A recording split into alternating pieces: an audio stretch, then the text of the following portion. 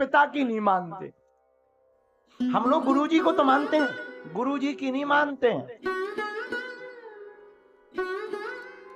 हमारे दादाजी हमसे कहते थे, बेटा जमाना उल्टा है। हमने कहा क्या?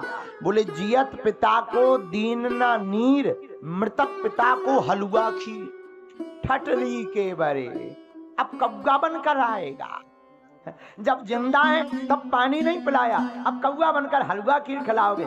एक संत कहते थे, जियत पिता को दंगम दंगा, मृतक पिता पहुंचाए गंगा। जियत पिता को खूब गालियां बकी, और जब मर गए तो बोले गंगा जी ले जाएं। भैया ये राम का आदर्श नहीं है। एक और हमें मिले, लेकिन हमने भी टोक दिया। हमने कहा रोको रोको रोको रोको रोको, इतनी जल्दी ताली मत बजाओ। हमने भी कह दिया, हमने कहा श्रीमान जी बात सही है, भारत में अगर बेटियों को माता पिता को रखने का अगर अधिकार होता तो एक भी वृद्धाश्रम नहीं होता। लेकिन अगर भारत में बहुएं ही अपने सास ससुर को माँ बाप मान, हम कहा हम बुराई नहीं करते। एक बार एक जने बोले आप शादी की पत्नियों की बहुत बुराई करते। एक बार क्या हुआ, यहीं मुंबई में एक जगह है साकी नाका। अभी हम और त्रिपाठी जी आ रहे थे, त्रिपाठी जी शायद चले गए, तो हम और त्रिपाठी जी आ रहे थे तो सामने बोर्ड पर लिखा था पुल के ऊपर साकी नाका। हम कहा ये क्या है? तो त्रिपाठी जी बोले गुरुजी ये मुंबई है, पुराने नाम है। साकी नाका पे एक घटना घटी। पहले एक गधा था, गधा। वो गधा इतना गजब का था कि उससे कुछ भी पूछो वो हाँ कहता था। लोगों ने कहा बड़ा गजब का गधा है। और गधा का मालिक वहीं खड़ा, कोई पैसा चढ़ाए, कपड़ा चढ़ाए, गधा का मालिक माला माल। गधा बोले हाँ। एक हमारे जैसा आदमी पहुंच गया गधे के पास, लंबी लाइन लगी। गधे का मालिक बोला कुछ भी पूछो जवाब मिलेगा, हाँ बोलेगा। हमने भी कह दिया क्षमा करना मुंबई के साकी नाका पे रहने वाले टिल्लू गुरु, तुम्हारा गधा ना बोलेगा। तो जो गधे का मालिक था वो तो फुल कॉन्फिडेंस में था, क्योंकि गधा को उसने हाँ सिखा। बढ़िया, हमने एक माला चढ़ाई, कान में हमने कुछ बुदबुदाया, गधा तुरंत बोला ना ना। लोग चौंक गए, गधे का मालिक भी चौंक गया, हमारे चरणों में गिर गया, गुरुजी और तो सब ठीक है, रुपया तो 30,000 ले लो, हम हार गए। लेकिन एक बात बताओ, ये गधे ने ना कैसे कहा? हमने कहा गधा से हमने पूछा शादी करोगे?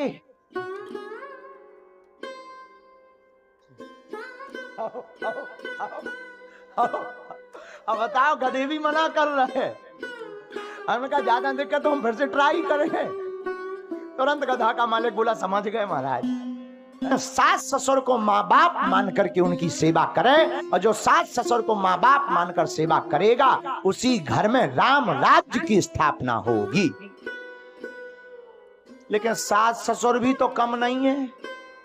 रुको रुको रुको, क्योंकि कई बहुओं के दिमाग खराब हो गए इस कथा को सुनकर। हम चेहरे की मुस्कुराहट जान जाते हैं, आंखें बता रही, ताली तो बजा रही माता जी, अरे क्या हो ठीक है, अब हमारे सास ससुर बिल्कुल रावण के खानदान के तो करें क्या। हाँ तो रुको रुको, बात सही है। जो बहू में सास ससुर को माता पिता मान लेती हूँ वहीं बोलो सीताराम, जोर से बोलो। और संबंध बनाने से बनते हैं, बिगाड़ने से बिगड़ते हैं। याद रखना मेरे पागलों, परमात्मा तुम्हें मंदिर में नहीं, परमात्मा तुम्हें घर पर ही प्राप्त हो सकता है। जोर से बोलो सीताराम। तो राम जी की एक और शिक्षा, 8वीं शिक्षा क्या? माता कपड़े खरीद लिए तो हमारा बेटा दीपावली पर गिफ्ट नहीं खरीद पाएगा। इसलिए हमारी हाथ जोड़कर प्रार्थना, रामचरितमानस में, राम के जीवन में 8वीं शिक्षा प्रत्येक भारत के बेटा बेटी को लेनी चाहिए। आप अपनी सेल्फ जिंदगी जियो, कोई बुराई नहीं है, पर माता पिता को खुश रख करके जीवन जियो।